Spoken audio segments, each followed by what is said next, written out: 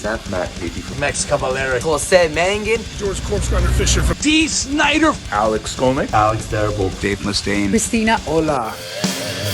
Sobre la dosis. Sobre la dosis. Sobre la dosis. SOBRE la DOSIS. SOBRE la DOSIS. It's a great metal podcast. Jonathan Montenegro. Jonathan Montenegro. Jonathan Montenegro. Let's go. You better be listening because I know where you live. Hey, what's up? This is Mark Morton from Lamb of God, and this is a cameo for Jonathan Montenegro. And Jonathan, hello. Hello again. And I assume that these are for your social media platform, which is really cool. I think that's a really creative and cool use of these cameos, and I think it's a cool thing you're doing. So good to speak to you again, and thanks for your request. I see you have sent me 3 questions. I have read the questions. I think they're good questions, and I have not rehearsed answers for them, so my answers might be staggering, but they will be authentic. So here we go. So here are the 3 questions that you have sent me, Jonathan. Number 1, what has been your biggest accomplishment and your biggest failure? Wow, that's a massive question. So, I think my biggest accomplishment are my 2 daughters. I have a very young daughter, so she's brand new, less than a year old, and then I have an 11-year-old daughter, and she's just a wonderful kid, man. She's a beautiful human being, and I'm so proud of her and the person that she is, and to know that I get the honor of raising her and being her father. I consider to be my greatest accomplishment, along with my youngest, who's just barely crawling now. So I get the chance to do that all over again. Beyond my children, I think my biggest accomplishment is my sobriety. I've been sober for several years, and that's a big accomplishment for me because I was really, really consumed with addiction, alcoholism and addiction, and it was ruining my life, and it was ruining my relationships with people that love me and that I love back. And so it was a very, very difficult process to get there, but I'm grateful that I have had that chance to live life in recovery.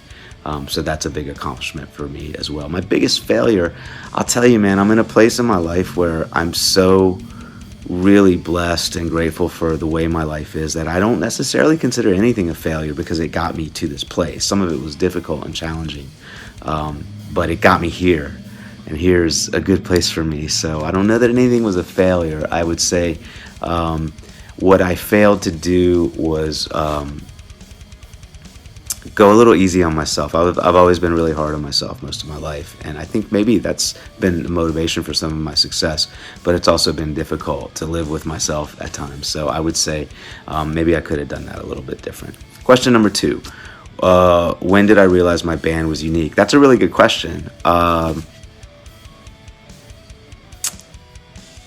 don't know that I ever considered that we weren't unique. I think there was something really special about the chemistry and the combination of the personalities and the creative influences that we all brought into the band, that I think I realized, maybe more so than even sonically, musically unique, I realized that there was a really, really static, really intense energy about, the members of the band when we were together, the music we made, and even just the way the personalities interacted and the energy that bounced in between us, just socially, just hanging out, was pretty intense. Still is at times. We've gotten used to each other, and we're getting old, so that's mellowed us a bit. But yeah, I think it's a really unique combination of characters and personalities and musical influences. So I think pretty early on I realized that we had something special happening. Number 3. What was the driving force or important events that made you who you are today? Wow. The driving force, I think, were my parents, man. My dad's passed away, but he was my best friend and a wonderful father. Not always an easy father. He was very stern at times and very disciplined, which I'm not.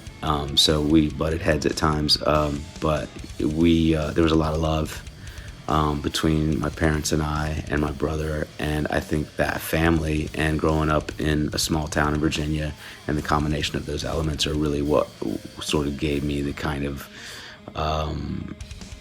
I guess, just the kind of perspective to the world that I have. Also, my mother is European. She's from Germany.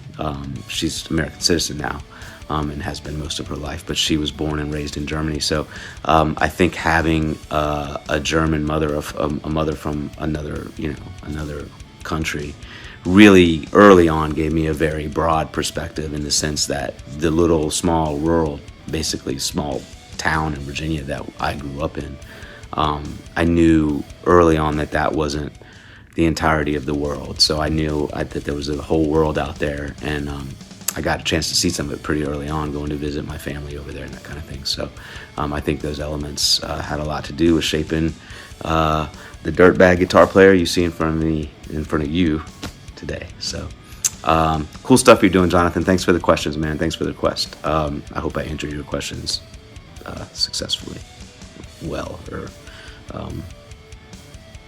yeah, I hope you dig it. Thanks, man.